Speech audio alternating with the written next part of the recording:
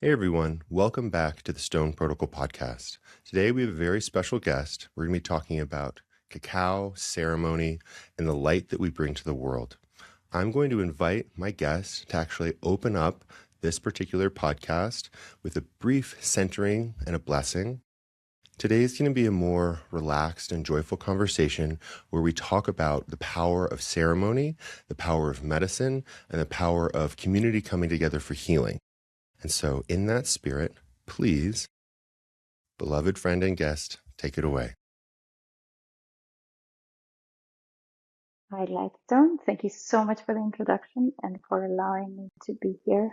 So I'm just going to start with, I bought some copal for us today, and I'm just going to light that.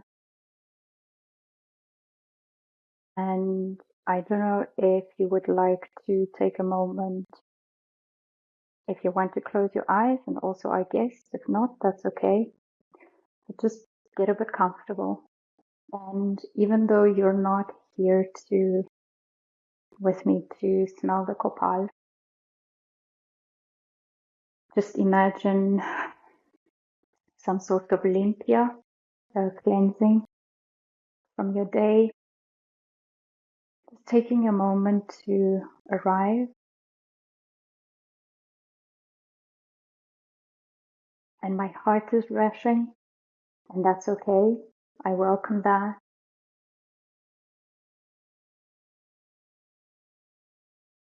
My thoughts are rushing, and that's okay, and we welcome that. And we just ask the Spirit to welcome us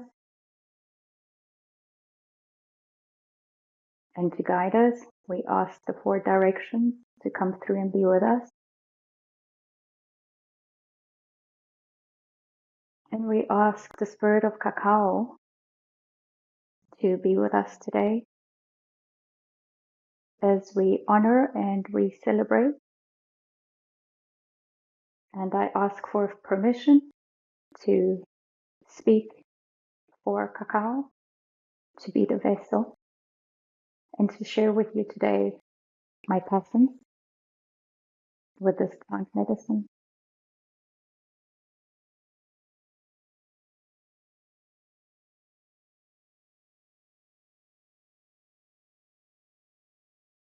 So thank you and welcome everyone.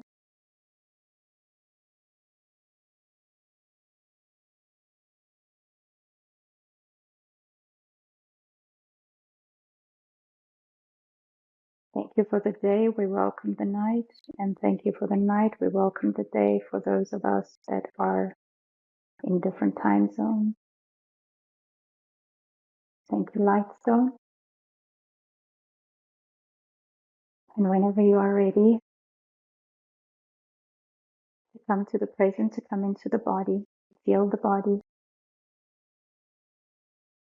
feel the heart, feel the support that you are on, and let go. You have nowhere to be and nowhere to go. You are absolutely where you need to be, and you are supported.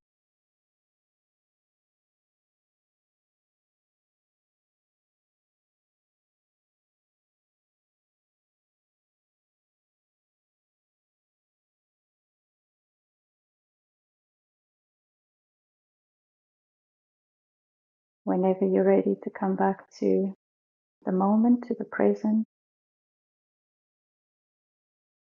to open your eyes.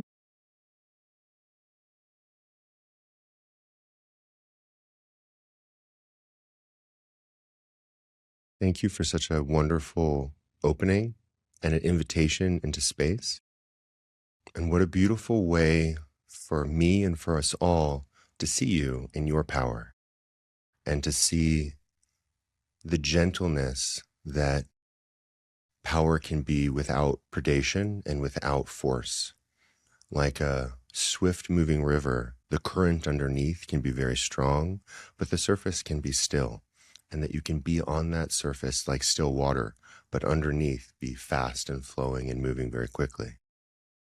And I think a lot about how we as people who facilitate containers for healing, how we need to show up. And there are times that we need to be rushing around, driving through traffic. My producer over here was also dealing with traffic. I was dealing with traffic. And yet we can arrive exactly at the right time where we need to be. And then we know how to use our tools like cacao, like Blue Lotus, and others to help calm our minds. And yet these tools, they're a reminder for us to come back to ourselves. We don't need them, but they're helpful. And it's like being in partnership. We don't need our partner, but our life is so much better with them. And when we have that love in ourself and we have that grounding in ourself, we then can truly gift ourself also to that thing. And it can be with cacao, or it can be with Blue Lotus, or here in Colorado, ketamine is legal and psilocybin is legal. So we can then give the best parts of ourself to that medicine and that medicine to us. So thank you. I feel fantastic.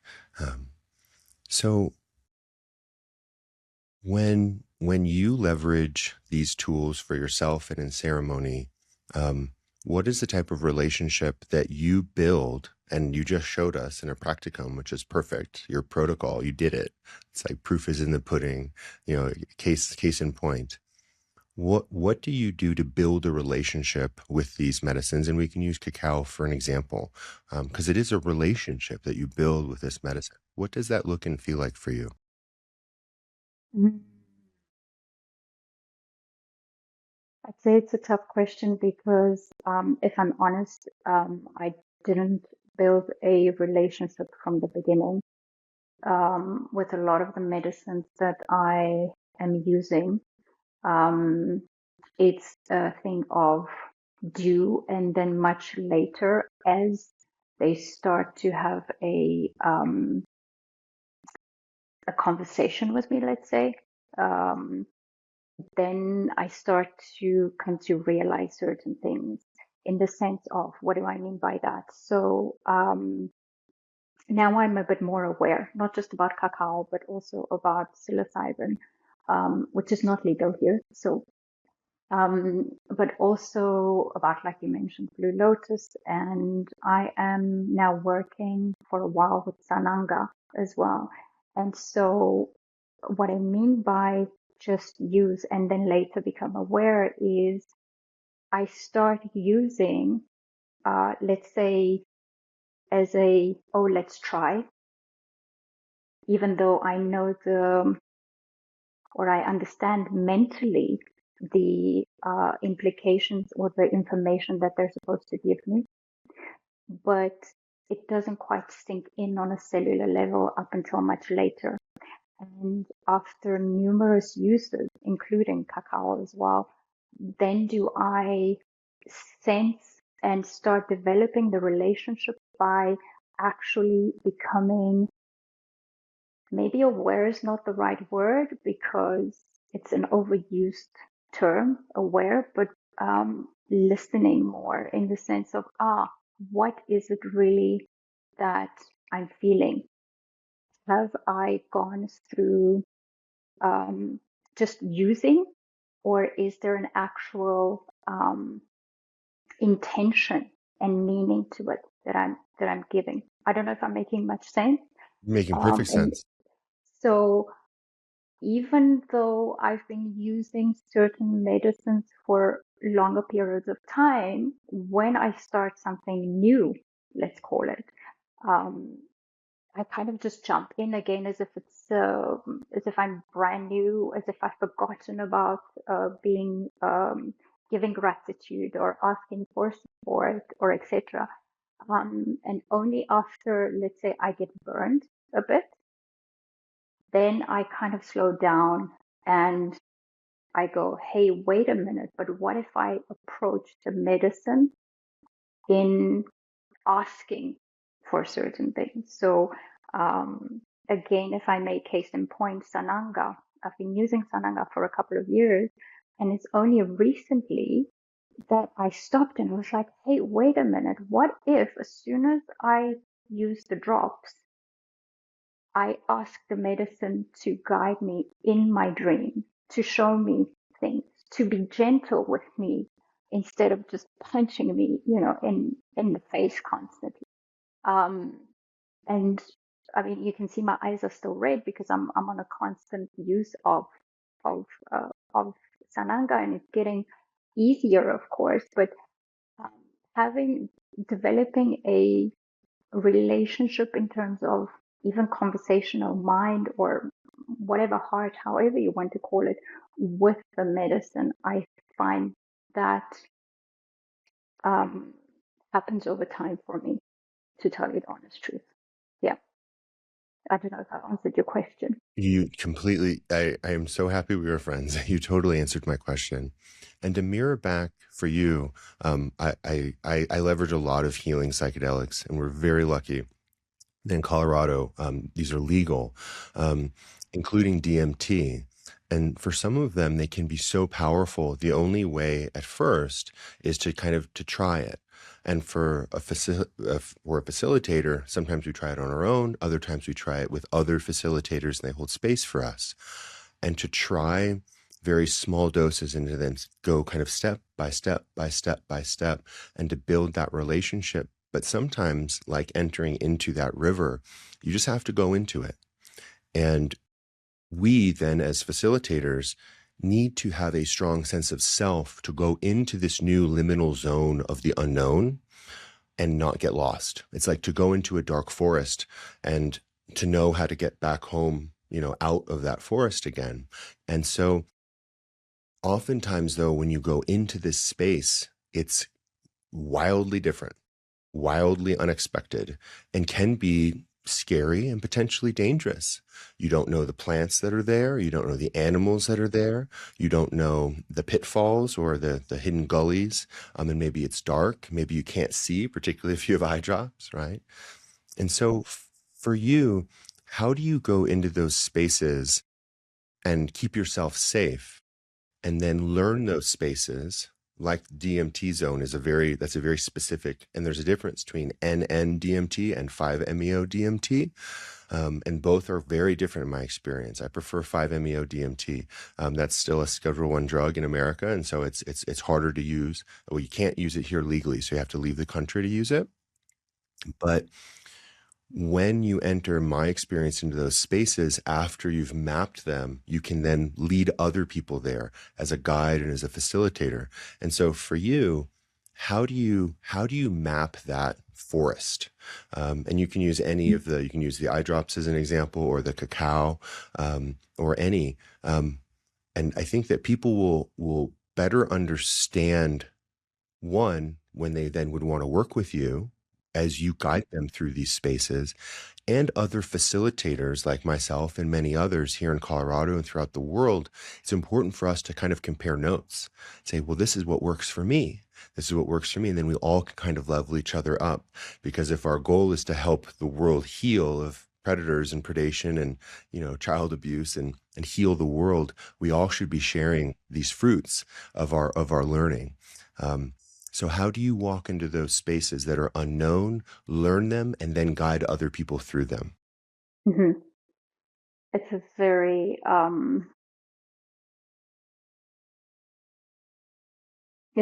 tricky question, because I have a little bit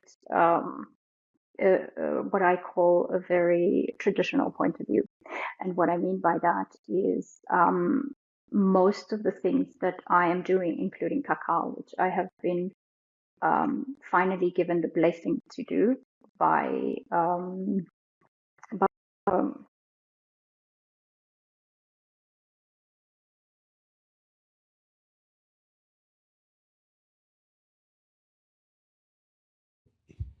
I think we had a brief cut in the recording, but we'll turn it back on in a moment.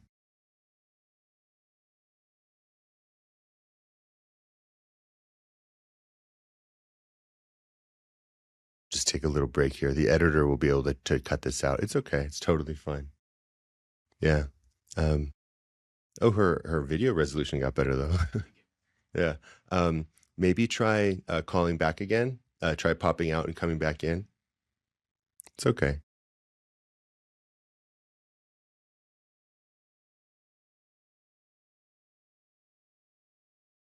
We still can't hear you. Try to end the call and then pop back in.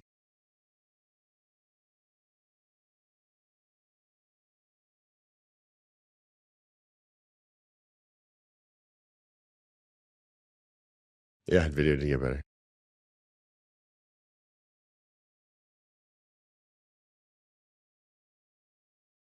I wonder if something that we can think about is an upgrade to get an ear mic for whoever's Okay, here. Oh, there we go. Excellent. sorry, I don't know what happened. It's okay. And this is the beauty of entering into liminal spaces and not letting things Okay, bother us. Totally fine. good. So our editor will just cut that out and stitch it back in Mm-hmm. together. So you can just continue. Okay. Right. So what I was saying is that I'm a little bit of a traditionalist. And so what I mean by that is I like to follow what has been done in terms of traditions by curanderos, by healers, and etc. Almost to the T. So a lot of the times I find that I do not qualify to be a space holder or a healer or a medicine provider. In terms of cacao, what I was saying is that every time I have tried to step out of the space, cacao itself, herself, has come to me through my dreams actually, and not specifically told me to do it, but told me certain things. And then so I get pulled back into that. Then recently I was Can I can I yes, offer can I offer a suggestion please, for you, an observation, a yes, reflection, a reflection? I'm open. Okay, lovely. I love that. And you can also say, I disagree with you, Lightstone. That does not resonate with me, and that's totally Okay. fine. Um, I talk to a lot of people. I do a lot of coaching, I do a lot of facilitation, and I have the pleasure and the honor of speaking to many, many people and feeling them, as you described here, through space and time. You're in another country, another time zone, but through quantum tunneling and the mysteries that is our 3D multidimensional universe, have surface area with many different people.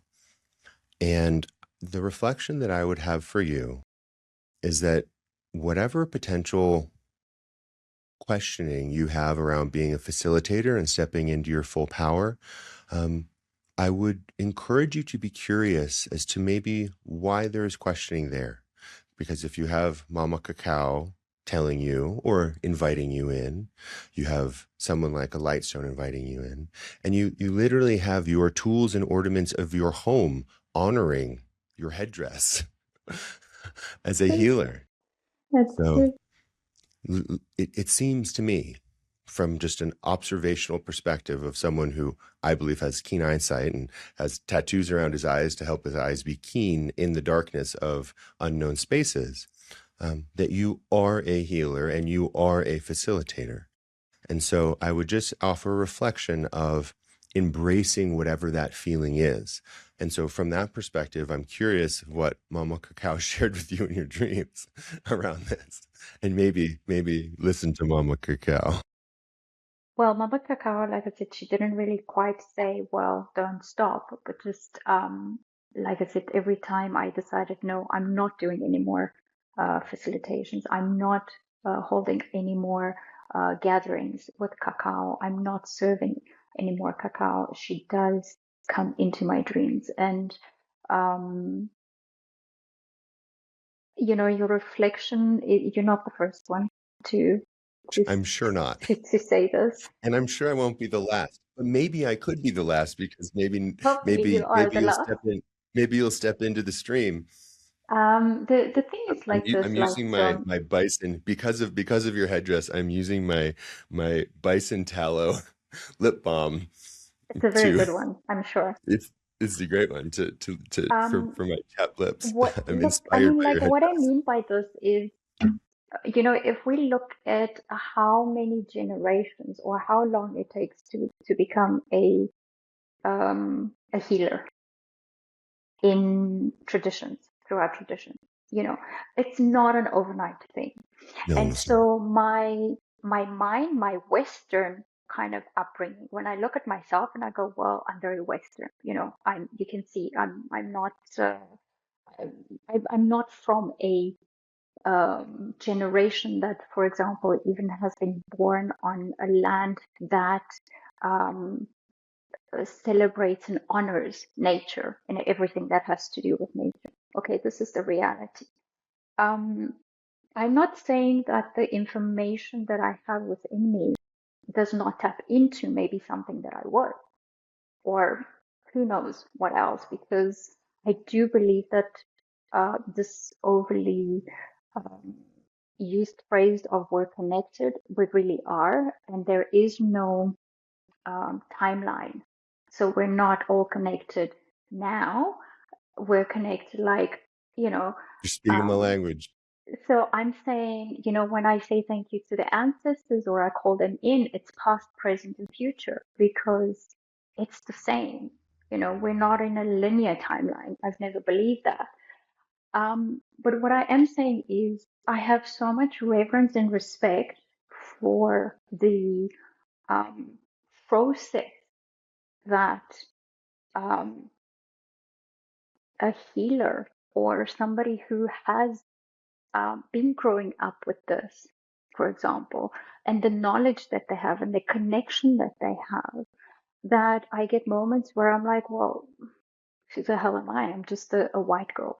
And I don't mean white by skin. I really don't mean that. I mean in the sense of, I haven't.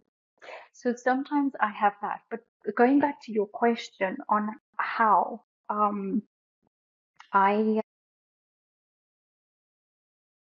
I'm very cautious in terms of holding space for others, Hmm. because I've also studied psychology, but that's a side thing. And I keep studying for myself. And so what I'm learning is that holding space with plants, certain plants, cacao is very light and gentle, and she's like a grandmother, and she's loving and she'll guide you nicely. But there's other plants which have a stronger impact on you. Let's just put it like Yeah. that. Yeah. And they bring things up Yes. that for whatever reason, maybe they're not so nice or we don't see them as nice. If, as a facilitator, I do not know how to handle that in a Hmm. person, that person can be stuck somewhere there. Yes. Like their soul can do that kind of connection or something and be there and not land back into the body. Yes. And if I don't know how to do that, maybe I know, but I don't trust myself. I don't know. But if, Yet. And maybe that's not your role yet. And I yeah, think that's the yeah, purpose and the power of community and really knowing what tools you feel comfortable with. And they say how I've been trained, you can sit with a medicine and you can also carry a medicine. And they're two different things. One, when you sit with a medicine and someone else has carried it for you and brought it into the circle, but you know how to sit with it. And so you can take the medicine and sit with it yourself. In Japanese, it's a hitori, one person alone or facilitated by another. But when you carry a medicine, I carry many medicines. I have them all over. I literally carry them in my backpack. We're lucky because many of these medicines are legal here in Colorado. you're very lucky. Yeah, I can carry these medicines for other people, but then I need to use discerning wisdom as the facilitator to really know who can handle what at what dose, at what speed. So, what I'm hearing you say is that you have such reverence for these medicines, and they are medicines, they are drugs, and a drug is medicine. But some medicine, some drugs, some plants, they will kill you if you have too much. You will actually die. So you have to have such great care. So what I'm hearing you say is that you are honoring the medicine and the medicinal quality of these healing tools, and you're using discerning wisdom to know which tools you are comfortable administering and which tools you are still learning, and maybe which tools you don't need to use. Is that what you're saying? it's a little bit of what I'm saying. Yes, and it's also tainted a little bit. by my experience. I sat in quite a while back, while back. I sat in an ayahuasca setting, and I was under the impression that everything just worked out for me to this to come to the setting. So I wasn't looking for it. It just came to me. Yes, of course. So I did not listen to my intuition. It was my first sitting. To tell you the truth, it left me disturbed for at least 2 to 3 years. Yeah, DMT is really powerful. Now, the thing is, it's like this. I did not inform myself beforehand, and the facilitators, which are called, they called themselves shaman. I'm not saying they're not, or whatever. I did not take the time to inform myself on certain things. So I showed up there without knowing the facilitators, really knowing them. For me, trust, I've learned over time, is very important. I need to feel like I know you so I can sit with you. I can't just walk in, see you, and go, okay, I'm just going to jump in. There's just something that is within my history that I need security, especially in things. But that's another story. Now, I did not inform myself on that. I did not inform myself enough on, let's say, the process. And one thing that I learned much later, when I was doing Yahe, is that the facilitators did not at the end do um, let's say, a closing. And what I mean by closing is when you integrate things. And so I didn't know that was needed, for example. And so for me, that left a huge gap. It left me really, let's call it injured soul wise, not body. Body I was fine. Everybody else was like the next day, like, oh my God, I had such a great, I was devastated. Like for me, it was a nightmare and I couldn't understand what was happening, you know? Um, and nobody informed me after that. So the facilitators didn't carry on. After that, it was like, oh yeah, that's very nice. And cheers. Now, it took me a while for my whole system to kind of go, hey, okay. So next time I did not do ayahuasca, I did yahe. But because of learning from my mistakes and etc., I took the time to see if I'm comfortable with the facilitator, to say to them, hey, this is what I need. I need extra support. I need to feel like you're actually there when even Need if you. you're not, because you've got others to look after, I need to feel like there's this connection and that you're there. And another thing that I've learned through my use of different types of medicines is I'm extremely sensitive.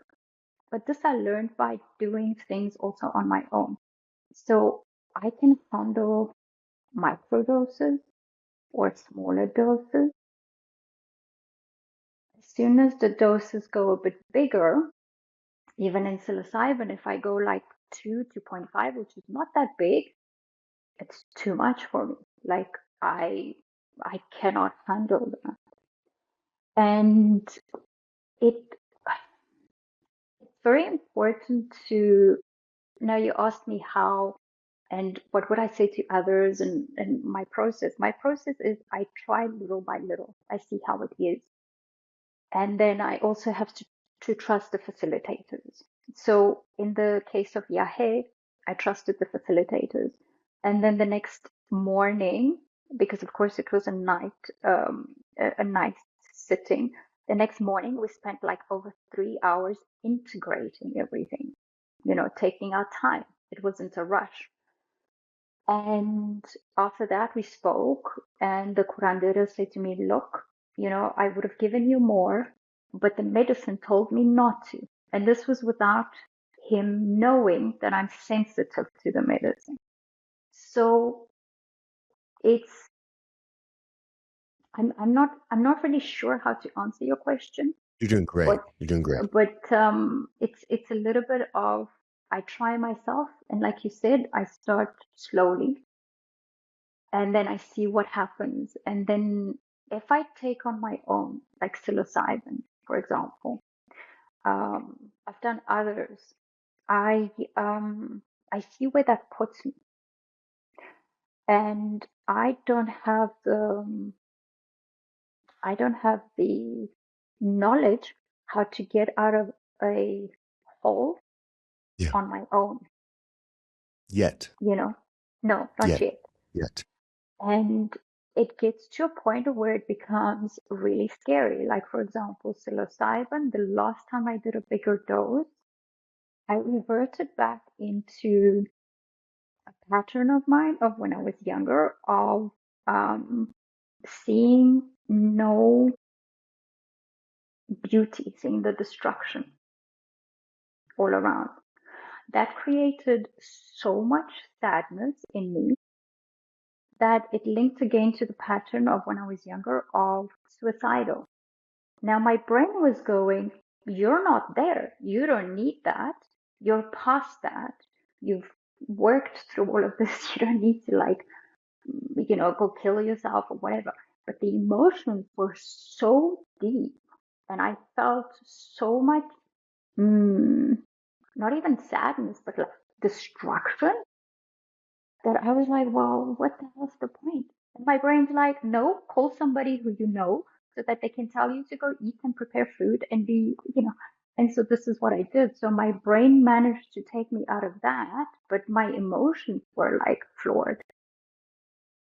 So it's a very fine line, I think, and each person needs to know a little bit of where they are and how they are mentally, because yes, it can kill you, but it can actually kill you because you kill yourself, you know? Yes.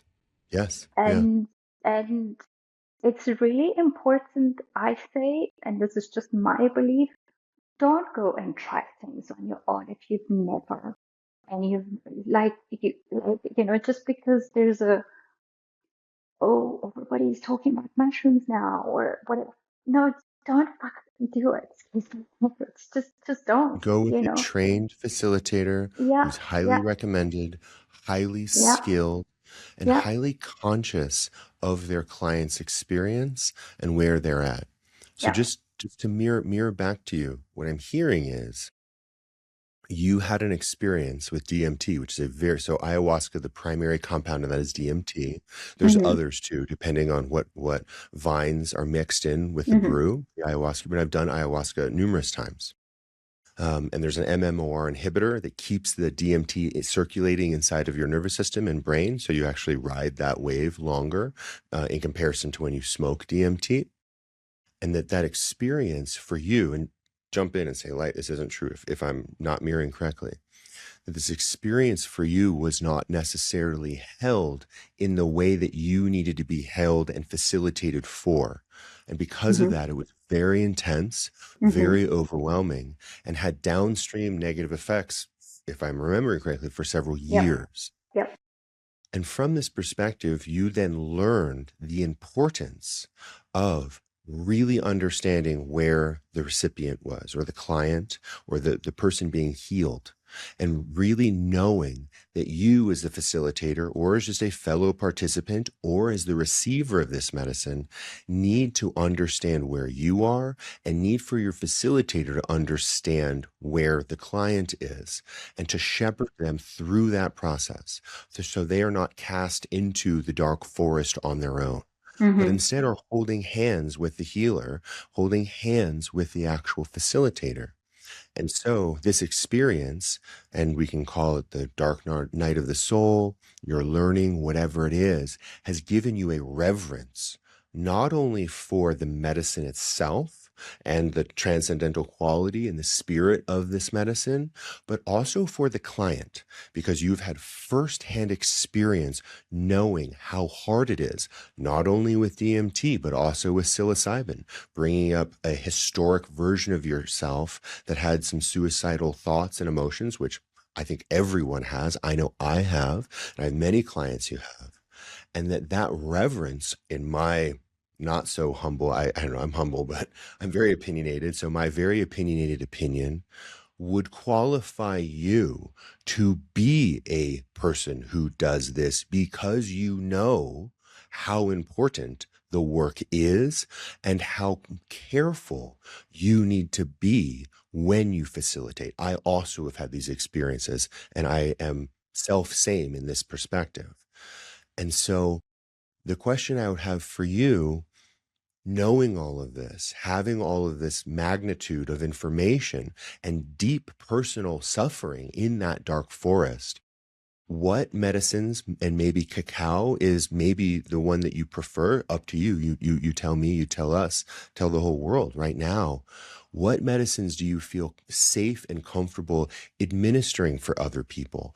Because in my not so humble opinion, it would be a real shame for us all and a loss for us all to not have you and your headdress helping us receive the gifts that you have to share in a timely manner. And when I say timely, I mean properly dosed, and maybe just cacao for now.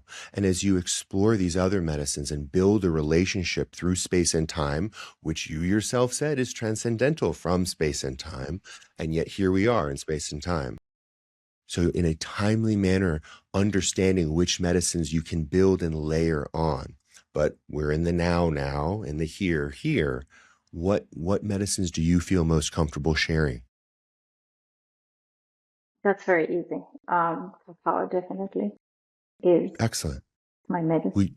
Will, will you share with us the joy and the healing? I love cacao. I had cacao this morning with my girlfriend. I have cacao every day. I was on a good friend of mine's podcast. His name is Yehuda. His podcast is called Shells and Shadows. I'll introduce you both. You would be such a beautiful guest for Shells and Shadows, and to talk about this experience that you had, any of these experiences, and how that's helped you learn who you are. That's his podcast. He's Jewish, and he's basically training to be a priest and a coach and a podcaster in this bright light. And they're developing a community here in the foothills of Colorado to bring love and healing to the world. And he interviews Beautiful. people. It's so beautiful. And he interviews Really beautiful. people to experience through them their darkest moments, and how those darkest moments have taught them how to be strong and powerful. And like, I'll start crying thinking about it, just because I respect him, and I respect his mother, and I respect his father, and I respect, I don't know his sister, but I know his sister's boyfriend. He works with us here. His name is Michael. He's one of the producers here. And I have all these medicines, and some of them are pretty exotic. I carry many exotic medicines. And he brought his medicine to his podcast when he was interviewing me, and it was cacao. And he goes, Light, I know that this medicine isn't as powerful as some of the ones that you use, but this is my sacred medicine, one of. And he was so honored to share it with me. And I said, thank you. I love cacao. I get giddy because I love it. I have cacao every day. I love it so much. And the alkaloids in it are very powerful. It's actually very strong medicine. It's very I was strong. about to say, I was like, people think it's not strong, It's, but it's very it's strong. it's a very subtle but very, very intense It's medicine. very strong. Yeah. And he shared the cacao with me, and we savored it. And I could see in him, and the serving size on the back was three discs. I had already had some that day, and I took two, and he took one. And just that one disc of the raw cacao enlivened him. And so this is just a long way of saying that I love cacao. So please share with us your love of this sacred medicine and how you use it in healing to help others heal themselves. So I'm gonna have a sip of cacao first. I love it. If you It's perfect. if you inspire me to I will do have a that. sip of protein powder it actually does also have cacao in it. Mm, nice.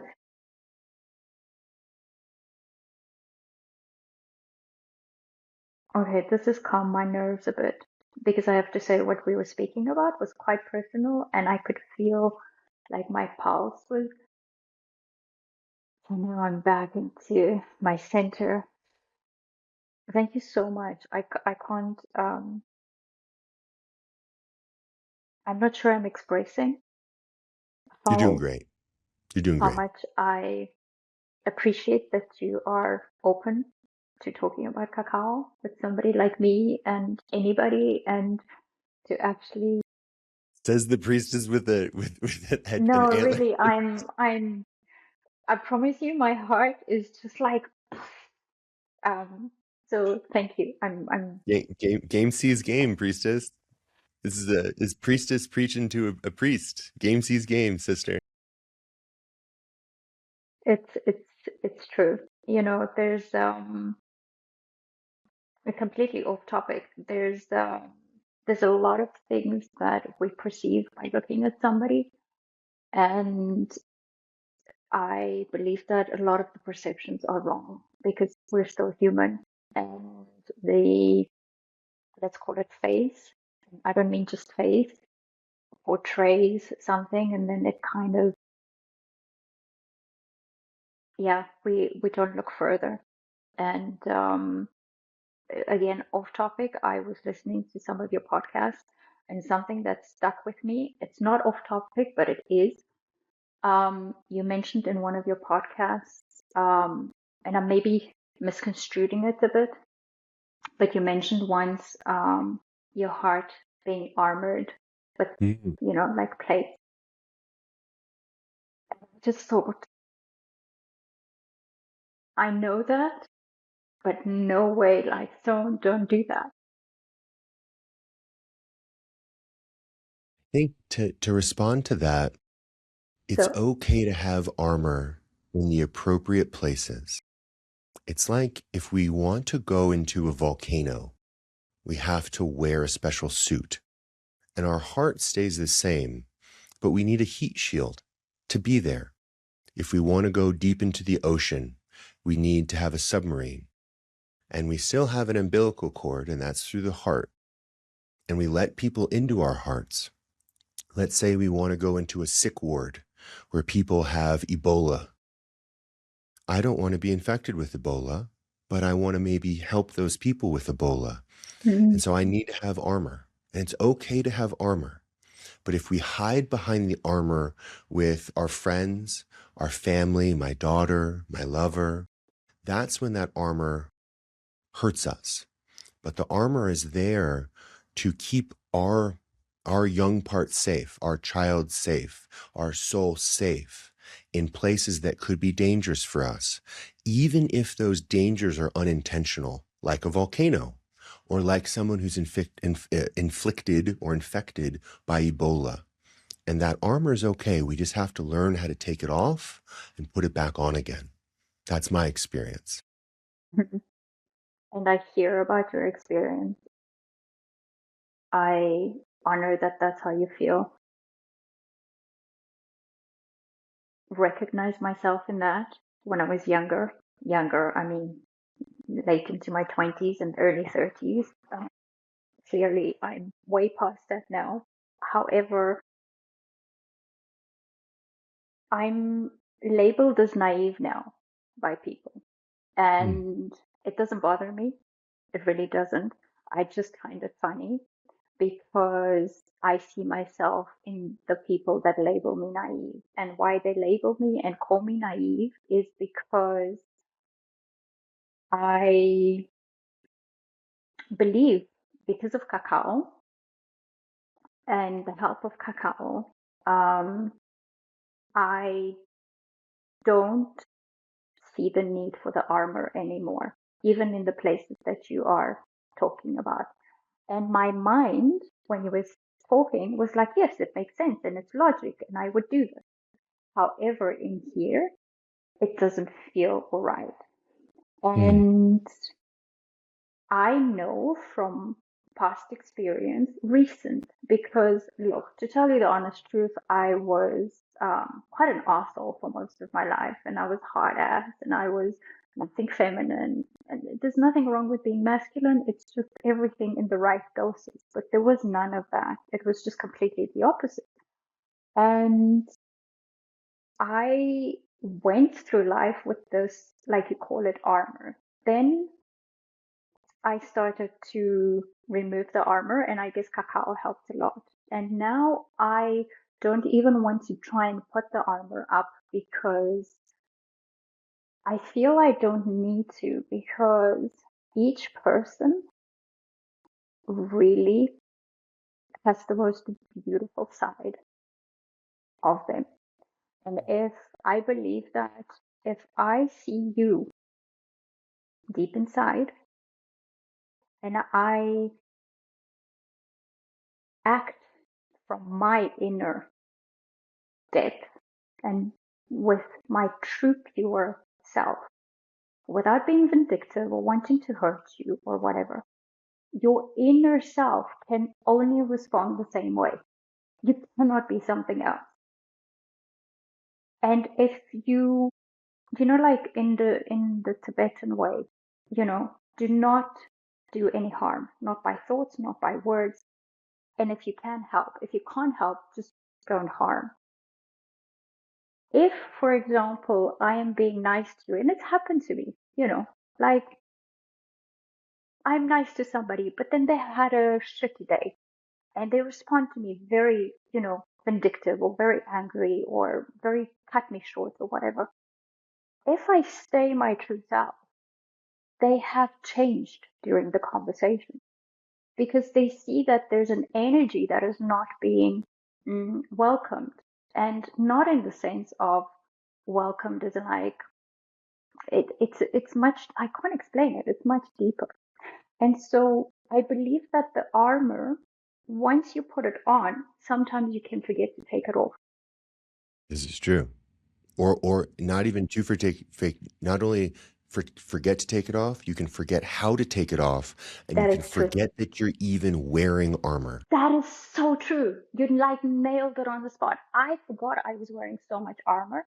Really, and I was building walls and walls and walls and walls because of whatever hurt and abuses and whatever, that's my story. But then I reflected that on every single person that I was seeing without even realizing it. And that's why I said, I was a serious asshole. I'm not saying I'm not anymore. Of course, I've got my moments and whatever, but the reality is, what I'm saying is that Cacao has slowly, without me even realizing it, I really believe this. She has chiseled away little by little, little by little. And now I'm like, my God, why would anybody want to, tear somebody else down? I was listening to another one of your podcasts and I was horrified. Why? Because I saw myself in that person when I was younger. I don't want to mention names and whatever. I was that, I was doing that, I was whatever. And then in time, I transmuted or whatever furred the anger and that was fueling me into something else. I used to believe that, oh, I love so much, I hate so much, I thought that was perfect. Oh, this is, I love so intensely and hate so intensely my partner at the same time. I thought that was just perfectly normal. I'm not saying it's not, just for me right now, it no longer is. And there's no need for that because, by God, it's God or whoever you believe in. It doesn't have to be a God, it's just something. We are so beautiful. And for me to go out and try and destroy you for my own, whatever it is that I'm going through, you know? So back to Cacao. This is one of the biggest lessons, and this is one of the biggest gifts that she has given me, and I swear by it, and I believe everybody should be drinking cacao every Every day, day, every every day. day.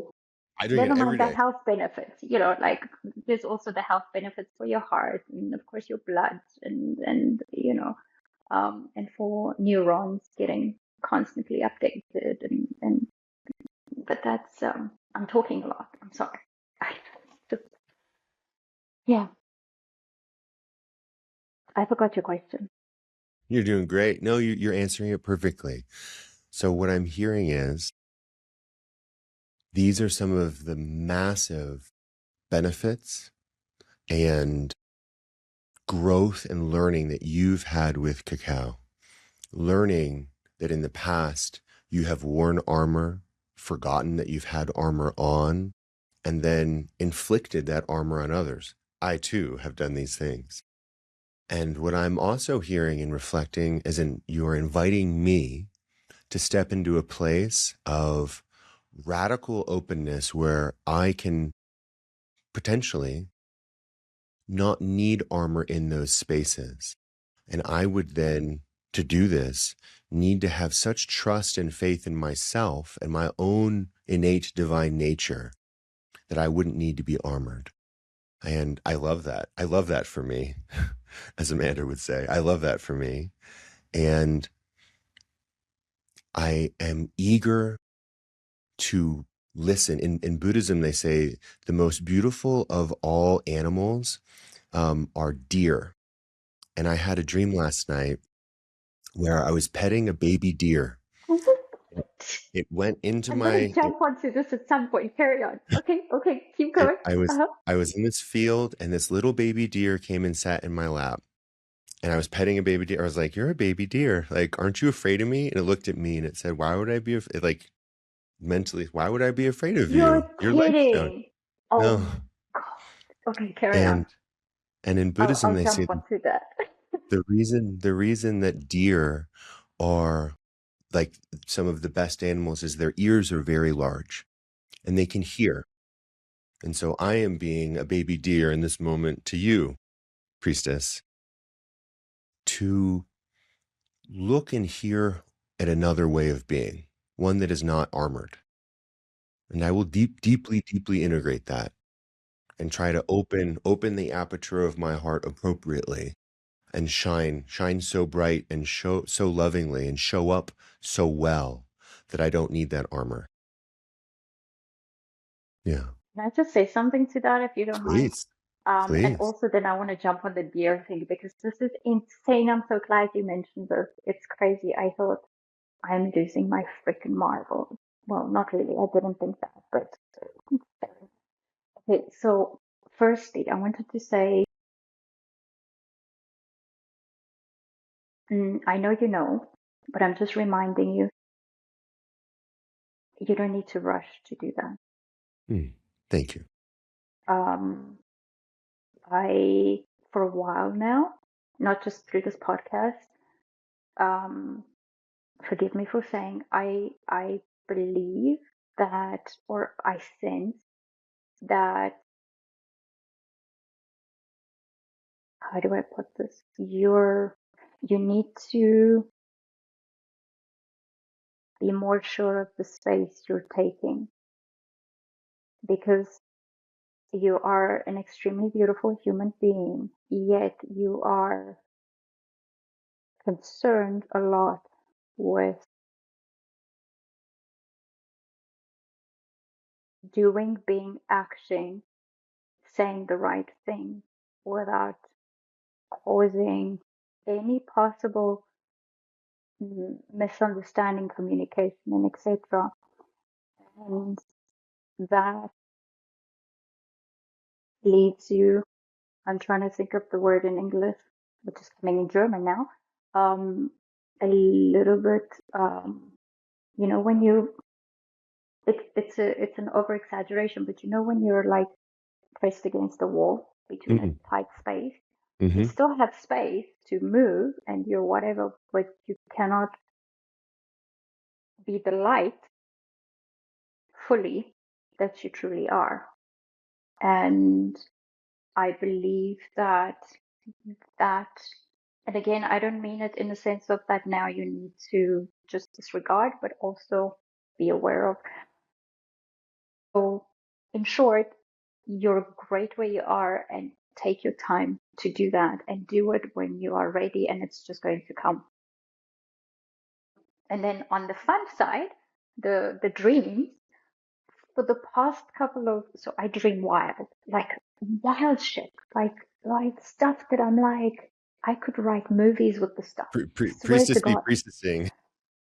It's like really wild shit. I always have been. And when I was younger, I also dreamt about aliens and like weird shit, and then also being shot like in the head, and not by the aliens, but like some weird shit that I'm like, I don't watch movies. I don't do any, like, where's the shit coming from? But From recently, outer space. They come from outer yeah, space. literally from outer space. Recently, I've been dreaming that animals are conversing with me. I literally did it last night.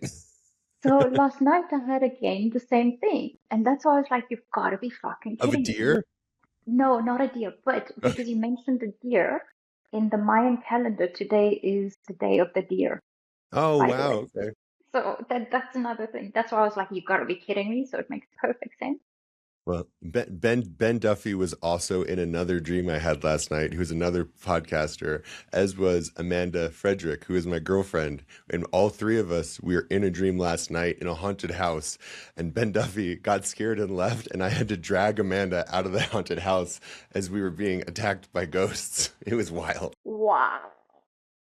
How did you Yeah. wake up from that? Like, there's certain She was dreams right that, next to me. I woke up and I told her about it, and then we made love, and it felt great.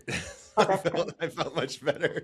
It's so nice that you remember your dreams. There's a lot of people that don't. And that is like, that's, well, that's not really good if you don't remember the dreams. But the thing with the talking animals, it's like, really. And I remember the other night, I was like, I even asked, I was like, why am I understanding you? I shouldn't be. And I had plants talk to me like through the dreams. And I'm like, why is this tree telling me not to eat the fruit from it? Why am I understanding this? It's so I'm glad I haven't lost my shit. No, this is real. But if we look at this through the lens of many, many, many generations and thousands of years of healers, shamans, battle mages, whatever we want to call this, wizards and witches and priests and priestesses, they have abilities. In Sanskrit, they're called siddhis, magical powers. And we have been forcefully divorced from our Mhm. Western culture, from our innate goodness, our heart, and our chakras, and our medicines. And we now are reclaiming those medicines and those tools and our own connection to ourself. And when we connect to ourself, hopefully less armored, we then Mhm. can connect to the world around us, to the animals, to the plants, to the trees, to the skies, and to the other beings up above in space, and the beings down below, the beings that live in Mount Shasta, the beings that live in the Rocky Mountains. Yeah, that's important. It's nice that you mentioned, I'm just going to change my earphones. It's nice that you mentioned the beings um also from below, because a lot of the times, we're talking about above and light, but below is, what makes the seed grow is the darkness in the earth. And so that is also one of the things that, in the opening ceremonies, I always call in not only I call in 7 directions. So it's your 4 cardinal directions, of course, which is, linked to air, water, earth, and fire, but also above and below. And then the heart, which is the thing. And below is very underrated because a lot of people think, oh, darkness. But if we also look in the earth itself, what's in the center of it? It's fire, it's Mm. light, it's life. And so it's the most beautiful magic. It's like, I don't even know how we got talking about this. But anyway. So I haven't spoken much about cacao. I should have, What but you have in as a reflection, what you have shared is the fruits of interacting with this medicine. You've been mm, sharing yourself, your learning, and the journey that you've been on that cacao has helped facilitate for you. The question I would have, and we can talk about anything you'd like, Mm-hmm. But the question that I would have, how as a priestess, and own it, you are literally wearing a headdress. I see it. You I cannot am. hide from I'm me. You sorry. cannot hide from me. I saw you on social media and I said, this one here, I priestess, I see a priestess. And I reached out to you because I can feel through space and time, despite the armor. And I said, priestess, I want to talk to you. Welcome back to the clergy of love and light. Mm. How do you facilitate this now for others through cacao? Mm. That's a very difficult question. Mm. By, believe it or not, by not hiding. So every time I am about to approach a gathering, let's not call it a ceremony because that's really, cacao ceremonies don't exist. I think I mentioned this a while back to you, and I was like, no, this is a term that's been made, like, oh, yoga wear, let's be fam. Right. Yeah. Yoga blocks. Yeah. But every time I'm preparing for that, every time I know I'm going to do one or I'm called to do one, I am so nervous and I want to back out. Like it's one of those crabs that just like, on one hand I'm super excited that I'm doing this. On another hand, I'm panicking and I'm anxious. As soon as I start preparing the cacao, because I make my own cacao, so I make it from the beans. So I know the farmers. I get the beans. Can people order this from you on a website? Yeah, yeah, Perfect. they What can. what is um we'll put that website in the show notes. Can Hmm. you just say the name of that now though for people now? Just be, just be, just Justbe.com. be. No, it's dot Swiss. Swiss. Swiss. Justbe.swiss. Mm-hmm. And we'll link that below. I will be ordering some, so expect an order from me. Hopefully I international. hope it works with the US. I don't Okay, know we'll with see. the new rules and anyway. Ridiculous. Maybe But we'll figure it out. Maybe we can do little, I don't know. I don't want to break any tariff laws, but we'll figure it out. don't break any laws We on won't break any online. laws. What we'll do is we'll invite you to America. We'll definitely just invite you to America for ceremony and you can bring a bunch of cacao. I will bring a lot of cacao. So Perfect. I prepare my own cacao, so from bean. So I know the process of it, which for me is very important because when I prepare it, it really is a ceremony for me. It's a ceremony because I cleanse it, I smudge it. I use different kinds of either herbs that I have collected and I create into a smudge. Is it funny? I'm sorry, I do this kind of stuff. Okay, I'm like But you are literally wearing an antler headdress, talking about doing magic, and yes. I just have to mirror for you. There seems to be some sort of blockage here from you stepping into your full power. So I'm just holding a mirror up for you to look at this. I'm It's scared no because judgment. I don't think I know what that really means and what that brings into my life. So I think it's maybe a little bit scared. Anyway, and with songs and etc. So for me, this is a beautiful, important process. It's I'm gonna take really some Blue Lotus. important. Go for I'm gonna it. take some Astralis Blue Lotus. This is very funny for me. I mean, you're literally wearing an antler headdress, talking about singing songs. It's very Nordic, right? So I have a lot of Norse ancestry. Okay. One of the tribes that I come from is the Gun tribe, and they draw their lineage into Scandinavia all the way back to Odin, and it's like it's so primal, so You like can kind the of see the agriculture. resemblance for you. You could be Scandinavian. Yeah, It's 100% literally in actually. my genes. So Yeah, it makes there, perfect sense. there's Talking been about people Blue doing this. Lotus, I do use Blue Lotus as well sometimes in ceremonies, because it's again also the heart and the, lucid dreaming and all of these things. Anyway, so that is a process. And as soon as I start that process, everything melts. There's a calmness and there's a grounding that comes. So cacao grounds as well. Cacao is a feminine energy. It always has been. If you look at the cacao fruit or pod, I don't know if you've seen one or if you have them over there. I do. I have. Yeah. And I have some that I purchased from another healer okay, at a Unison festival. Yes. okay, they're very like a lot of people have never seen one or have never eaten the fruits of it, or so again, it represents the female breast, the cacao pods, and then when you open that, then it's the female reproductive system. You have the eggs inside with the, sorry if I'm offending anybody with stuff. So No. it's a If very anyone's offended by this, female. they need to check themselves. The human body is It's a beautiful. it's a very female, and the energy is very female. It's very, and that's why it's grounding. Because women, they sleep on the earth originally because they're connected to the earth. They also give birth. It's everything makes perfect sense. And so there's a grounding and there's a stability that comes when I start the preparation. Everything disappears. By the time I enter the ceremony and I'm actually serving,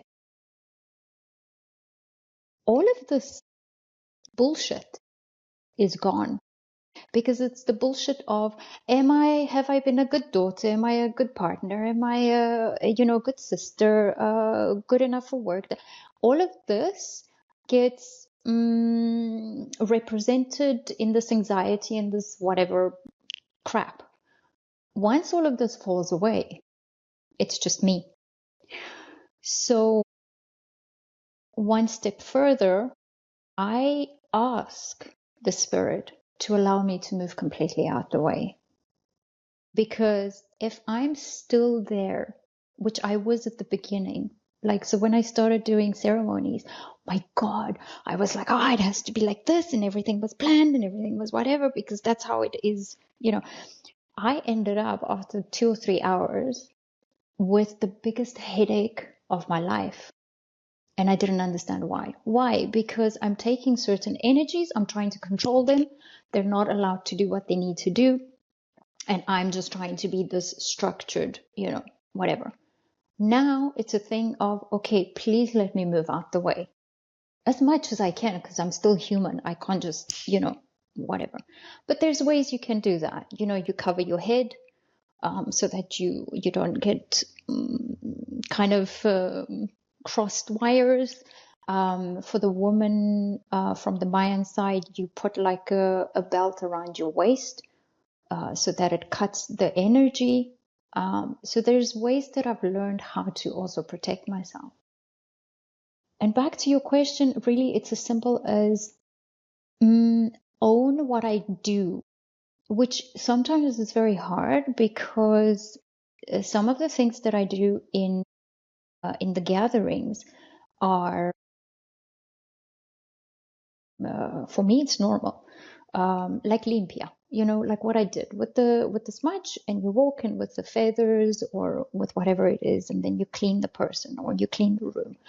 Then maybe a sound comes or something that the person tells you without telling you. So then you maybe, I don't know, touch them or pat them or do something or make a sound or sing, or it's a guttural thing or whatever.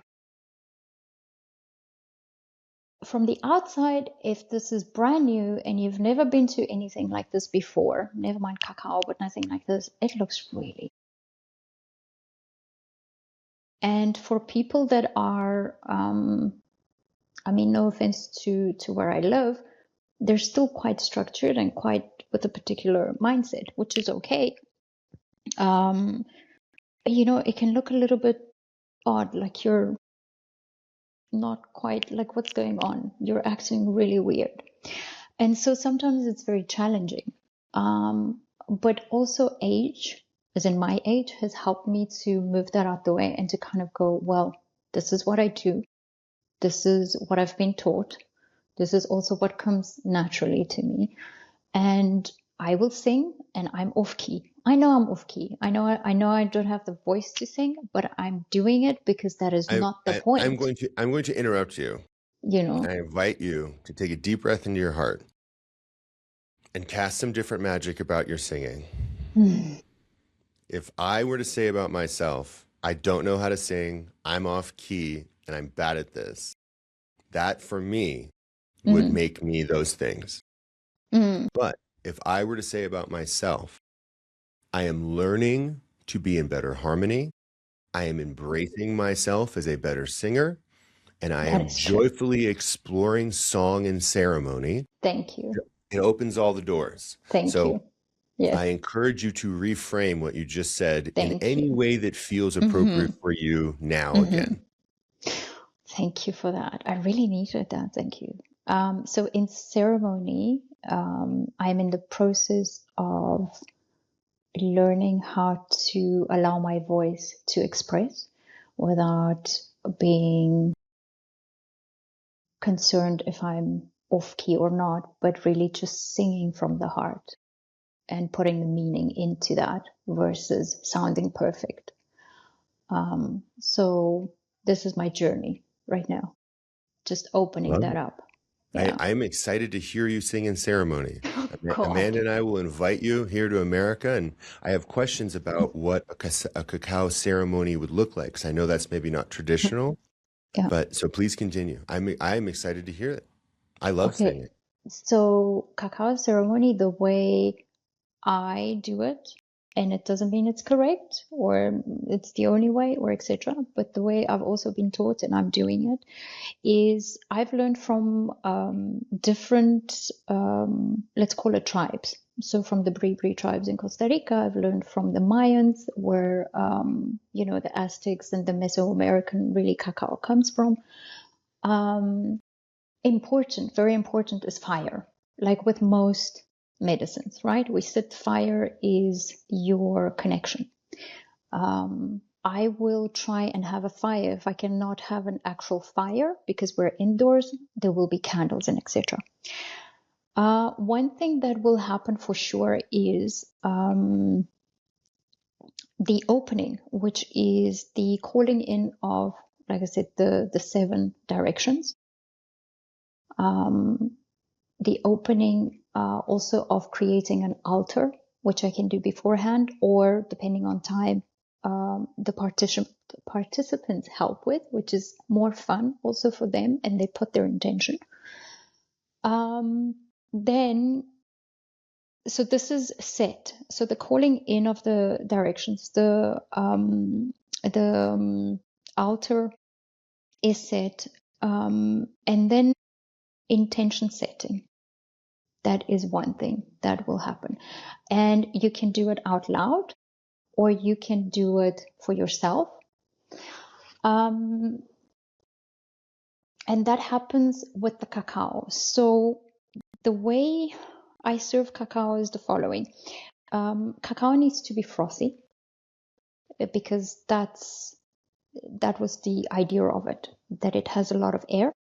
And the way you froth it is you use, I don't have it with me right now to show you, it's called the molinillo in Spanish. And so you don't use any electric blenders or none of the stuff. So no electric things. You don't cover it also because the spirit wants to be free. So that's not what I've learned, is even when you cook it, you don't cover the cacao. Depending on how the ceremony is, you can prepare the cacao with me, which will be in a like block. So I never serve ever cacao powder, and I don't use cacao powder unless I'm baking or something. Cacao powder, a quick side note, is devoid of all natural elements, including butter. So what happens is, to get the powder, they extract the butter out, which is also one of the most important things, which the bean has. And then you're left with this dry processed powder. Cacao itself, I serve it 100%, which means no sugar, no milk. I serve it with water and sometimes with herbs. If you ask me what herbs and spices, it depends on what cacao calls for in that particular ceremony. So when I prepare it, I don't have a list in my head. Oh, I'm going to use cinnamon. I'm going to use nutmeg. I'm going to use chili. I'm going to use whatever. No, whatever comes, that's what I'll put in. So sometimes it could just be that I cook blue lotus flowers, and then I use the water, and then I cook the cacao in that, for example. Cacao is never, I'm probably telling you all of these which you already know, so just stop me. No, this is great. Please continue. This is very educational, both for me and for our listeners. Cacao is never boiled, so like never 100 degrees, because then you're again killing all the nutrients, all the parts, all the wonderful things that are in there. So you never serve it hot. So if you receive hot cacao, it's already, I call it dead. So back to this frothing. A molinillo is something that you hold between your hands. It's wooden. Sometimes it's nicely sculpted and it's made out of one piece of wood. And then you're just rubbing it. And by rubbing it, it creates a lot of froth. Another way to create froth is how they used to do it in the old days. You pour it from a height. I don't know if you know Moroccan tea. Sometimes, they do these amazing things that they pour from a height. So that's another way of pouring it. Now, cacao itself holds energy. So, what does that mean? Energy, like we know from the universe, it does not distinguish between good, bad, evil, etc. Whatever it takes, it holds. So, what I always say is, whatever you put in there, be careful, because that's what you're going to take. Okay, it's like this for everything, even for water when we drink it, but we don't think of that. So if I prepare it, or anybody prepares their cacao, for example, and careful when you're serving it, especially because first there's a cleansing that you need to do for yourself. So you shower, you clean the space that you're in, you smudge the space because you're cleaning the space. Your thoughts and how you are energetically also needs to be cleansed. So if you've just had like a fight with somebody or you're upset about something, rather just don't prepare it. So it's already at the preparation stage. Rather don't. First calm down, do your thing, and then come back and do it, because that energy gets transferred. Cacao is very open. It takes in a lot of and then so it's the same for ceremony.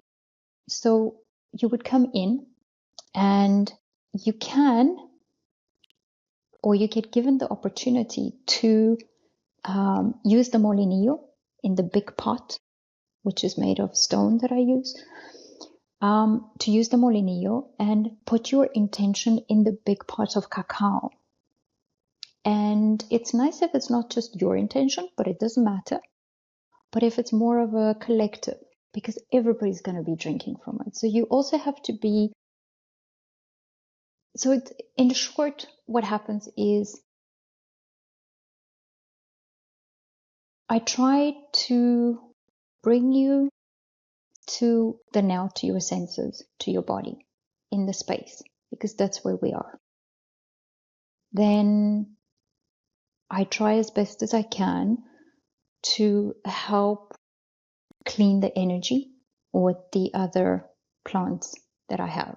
So with the smudges, with the Palo Santo, with whatever it is. Then it's about bringing the mind and your awareness to realign, let's call it, in a more positive way, also for yourself, even if it's for a short time, so that you can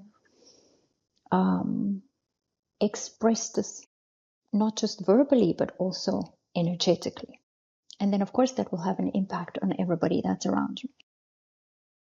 And then from there on, we see what happens within the ceremony. So sometimes there's singing, sometimes there's just sitting journaling, sometimes there's meditation, sometimes there's jumping around, sometimes there is whatever calls. This is what we allow. So there's a portion in the middle where it could be that we're doing nothing. And you need to be okay with that, or see how you feel about it, where I don't even guide you into anything, the cacao does. And then there's the end, where again, it's a release of the energies that we've just called in. So we release the 7 directions. We say thank you. We give thanks. We give gratitude. And so there's a structure, but there's not, if that makes sense. And you can drink 1 to 2 cups. I don't suggest more. A lot of people, cacao is very interesting because you know the saying, medicine should not be sweet. Medicine cannot be sweet for it to work.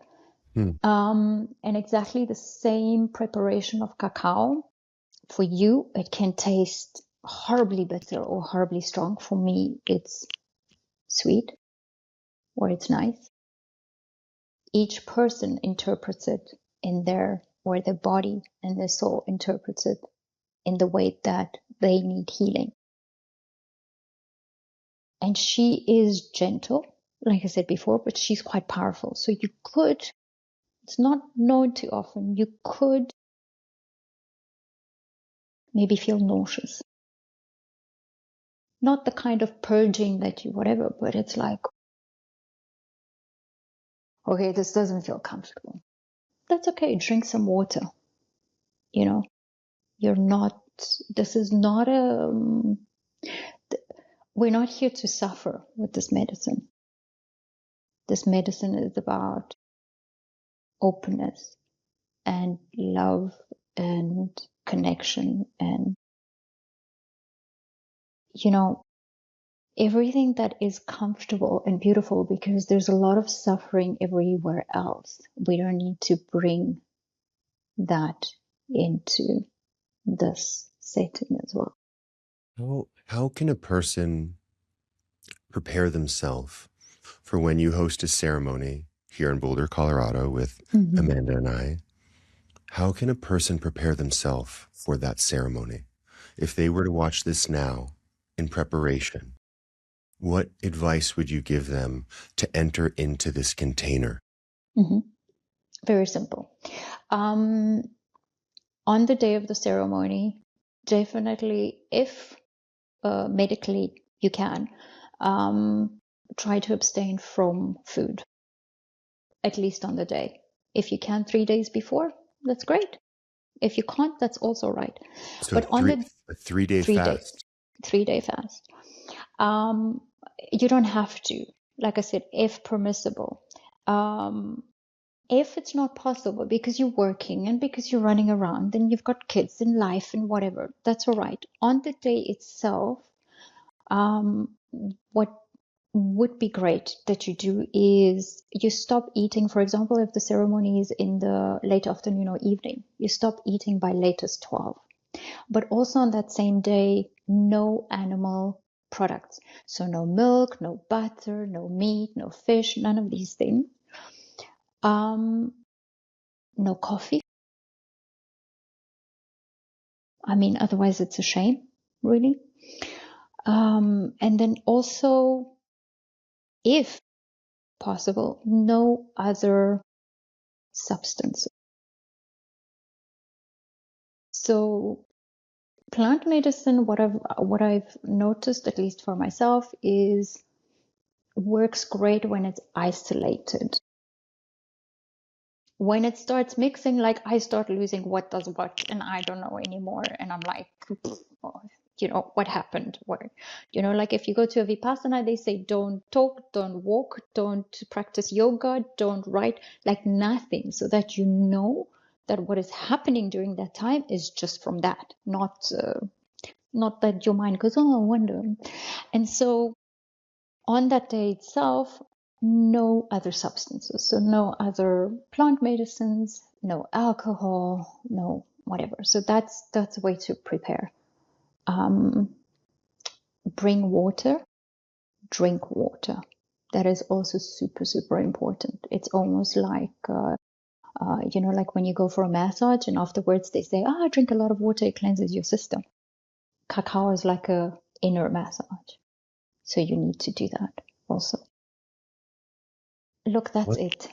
What type of intention?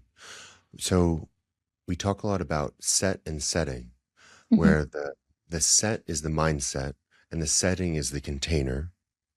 The facilitator sets the setting, but the client or the person who is going through the experience, they bring the mindset and they bring the intention. What type of intention would you encourage someone to be curious about, to bring to a ceremony like this? There is none. There is none. There's no right or wrong. You can't do this right and you can't do it wrong.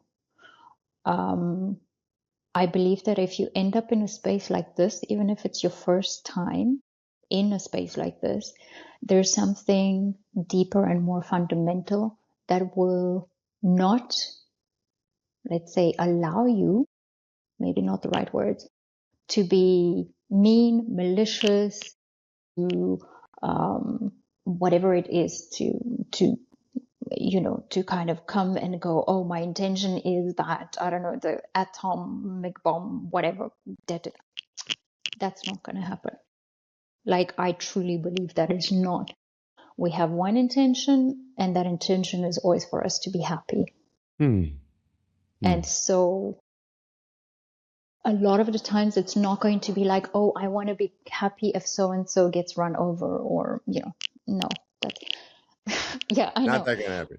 No. But what I'm saying is there's no actual thing that you need to focus on, because your heart will tell you. You just, yeah. Who is this for?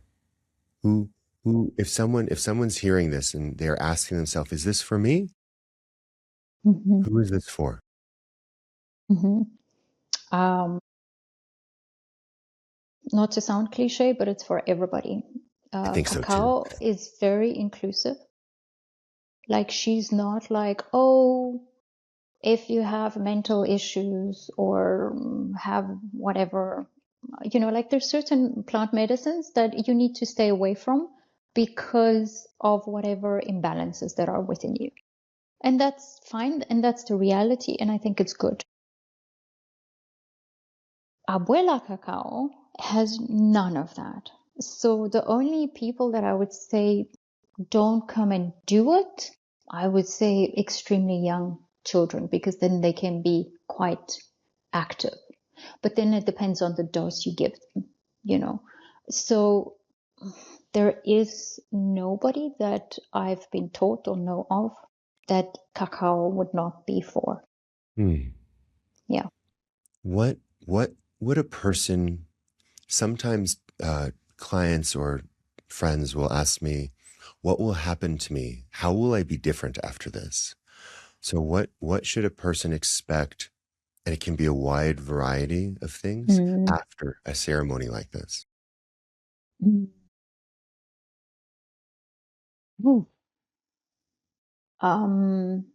This is a generalization based on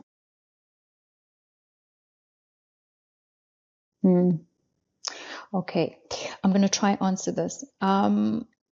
It's a generalization based on a couple of my clients, as well as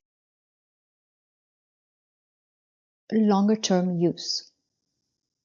But let's say you just attend one ceremony, then it would be a lightness at the same time as an inner lightness and calmness, at the same time very present and very grounded. In the same breath, though, I'm going to say that you can also be very euphoric. it can also just lift your spirits very quickly, and you're like, if you don't know how to regulate, so that can also burn you out. And then it can be, like overwhelming, and it's just too much, and emotionally it can be. So I've had clients that never cry, but then during the ceremony, emotionally they get overwhelmed. It could be with good memories or happy memories, or the opposite. In that moment, I let you be, but at the same time, not for too long, because cacao is about being, again, the body and present and earth, and so it's nice to fly off. It's nice to be in the past or present or etc., but you also need to be here. So it brings a here-ness to it. I just want to add, using Please. things just once,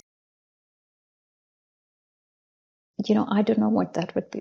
Probably nothing, because depending also what you've done before, in the sense of, have you done the fast? Have you a little bit of whatever? Or are you just coming into the ceremony with just having eaten two hours ago, and you had a big meal? And so everything is related to a little bit. It's not black and white. It's a process. When I did a very powerful ritual last night with Amanda, my partner, and I told her this ritual has been 5 years in the making, and 3 of them and 2.5 of them very intense, and it's been going on and on and on, culminating on this new year. Last night was the Lunar New Year. Mm-hmm. I think it was like I have it all written down, but it was like an eclipse corridor with a new moon. The stars are aligning. Her chart, my chart, we're both Pisces. I have a Scorpio moon, and I was like, this is it. Boom. I'm like moving around my apartment, which is also a temple. I have altars everywhere. I'm grabbing things. I'm grabbing cacao and lavender, and I have frankincense and all of these things. And she's like, you're like a whirlwind moving. I said, I'm still doing this ritual, and I'm telling her stories and making jokes. I'm like spilling incense because I'm, like Odin's son and all these things. And it's the preparatory process. Mm-hmm. And so if a person is interested in doing this ceremony, following the steps, doing the fast, even if it's only the 1-day fast. But I would encourage you, if you really want to take advantage of it, try 3 days, and we can provide a protocol for these people. Yes. And then really, really bring that open heart to Mama Cacao.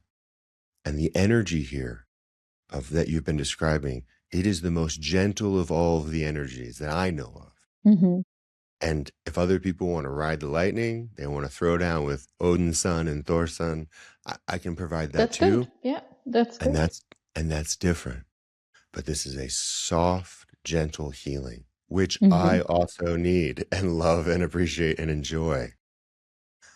And so as we close this experience here, I want to express such utter gratitude, and I invite you, Priestess, I'm pointing to your picture here, Mm-hmm. and now point to the camera so you see me.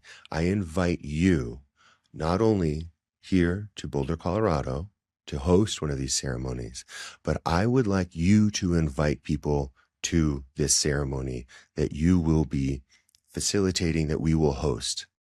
And so what invitation do you have for a potential person who would come and do a cacao ceremony? What invitation do you offer to these potential participants? I'm not sure I understand your question. What do you mean by what invitation? How would you invite them into your space now? What would be your invitation?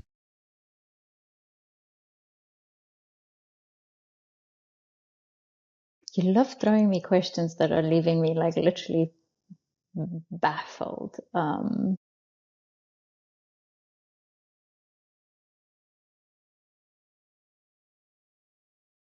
I don't have one. No invitation. I really don't. No. It's because you will know if this is for you or not. Okay, so you will know if, so the invitation is you will know. You will know You if will this is for know. you. No, you will know. You will know if it actually, if it resonates, or if it's even if it's not with me, you will know.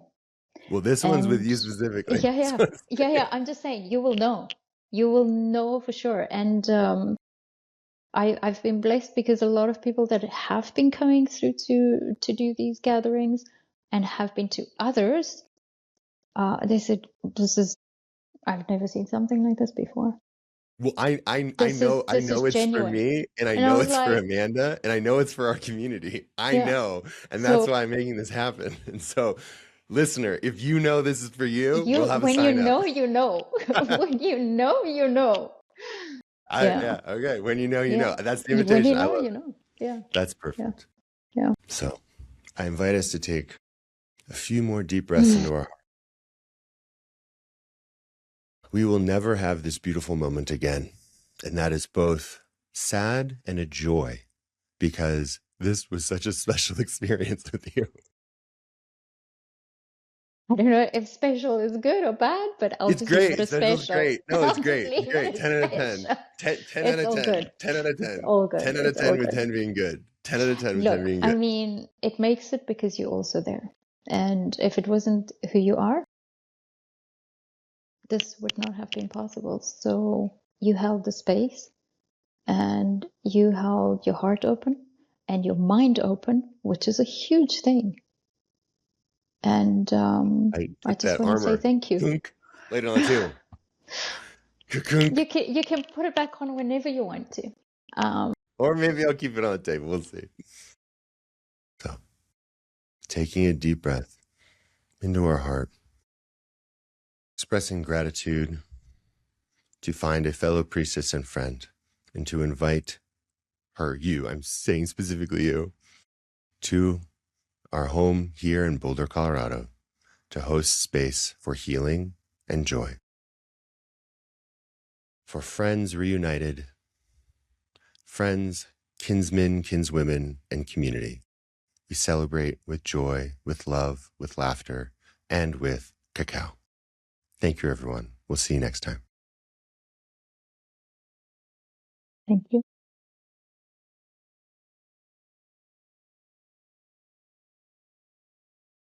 Beautiful. What a beautiful podcast. Oh my Thank goodness. you so much for your time. Yeah, thank you. And for like letting me trail off on stuff that I get lost on. But yeah. That's beautiful. How's the recording going? Oh, is it still going? That's okay. We'll figure it out on the back end. So we are going to invite you here to Colorado. I'm not sure when. We'll look at schedules I don't months know down when. the line, so we have time to For plan sure. it. Yeah. And I do have a friend there, actually. perfect. This is great. I know, right? Yeah. That's perfect. Excellent. Well, Amanda has a beautiful house downtown Boulder. We are going to be hosting a bunch of different ceremonies there, and this is perfect. And so this will be one of them. I will start a group text chat. Do you prefer normal text, or is Instagram better for you? I lost you there. Do you prefer? Oh, I think he's trying to dial the. Do you prefer texting, like cell phone text, or Instagram? What's the best way to get in touch? Cell phone text, if it's okay. Okay. Can you send me your send me your cell phone number, and I'll start a group chat. We'll have you, if you want, you on her podcast. I'd like to have you also on Yehuda's podcast, and then also on Benjamin Duffy's podcast. And each time also talk about this ceremony that we'll all be doing. They will all also be there. And so we will build a following for this event. We'll figure out whatever the payment split is. You will be paid for this, obviously, for your time as the facilitator, and we will help you bring your magic here to Boulder, Colorado. Nice. Yeah. Let's see if that happens, and let's be open for it. And well, I'm a mover and a shaker, I'm told. Oh, I make shit happen. Are you? Okay. That's what I'm told. It's funny, because you said you're a Pisces, and before, like for the past couple of days, I thought I want to ask you: are you either Cancerian or Pisces? Yeah, Pisces. Yeah. with a Yeah. Scorpio rising and I think Sagittarius moon. I always forget. So a lot of water, a lot of that's why this energy that I was like picking up, and I was like, hey, I know you. I mean, not know you, know Aries you. moon, Aries, I was Pisces like, sun, Aries moon, okay. Scorpio rising. I was like, I know this energy, but what is it? So nice. Look, beautiful. Really, once again, thank you. Thank you for letting me ramble on. Thank you for your reflections. So we're having a little tech issue. So don't end the call. You can get up and walk away, but we're gonna try to figure out on the back end. The Riverside always gives us a little bit of trouble.